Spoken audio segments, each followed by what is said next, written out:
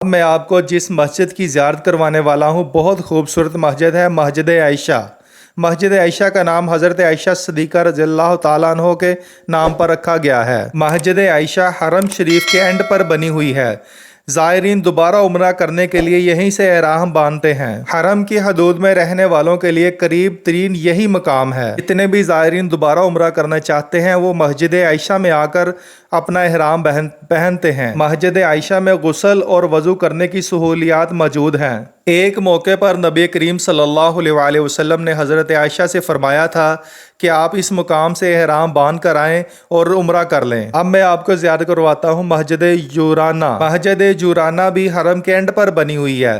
زائرین دوبارہ عمرہ کرنے کے لیے یہیں سے احرام پہنتے ہیں۔ اس مسجد کی تاریخی اہمیت یہ ہے کہ نبی کریم صلی اللہ علیہ وآلہ وسلم نے غزوہ حنین کے بعد یہیں مال غنیمت تقسیم کیا تھا اور اسی مقام سے احرام باندھ کر عمرہ ادا فرمایا۔ اب میں آپ کو ایک ایسی مسجد کی زیارت کرواتا ہوں جہاں پر پورے سال میں صرف 2 نمازیں ادا کی جاتی ہیں۔ مسجد نمرہ واحد وہ جگہ ہے جہاں پر پورے سال میں صرف 2 نمازیں ادا کی جاتی ہیں۔ یہ میدان عرفات کے قریب واقع ہے اور رقبے کے حساب سے سعودیہ کی بڑی مسجدوں میں اس کا شمار ہوتا ہے۔ اس مسجد میں ایک ہی وقت میں 4 لاکھ نمازی نماز ادا کر سکتے ہیں۔ نبی کریم صلی اللہ علیہ وآلہ وسلم نے اپنا آخری خطبہ حجۃ الوداع اسی جگہ پر دیا تھا۔ آج بھی یہاں پر 9 ذوالحجہ کو خطبہ دیا جاتا ہے اور ظہر اور عصر کی نمازیں اکٹھی پڑھی جاتی ہیں۔ اب میں آپ کو اگلی زیارت کرواتا ہوں جبل رحمت۔ جب حاجی لوگ حج کرتے ہیں تو ان کے سابقہ گناہ معاف ہو جاتے ہیں،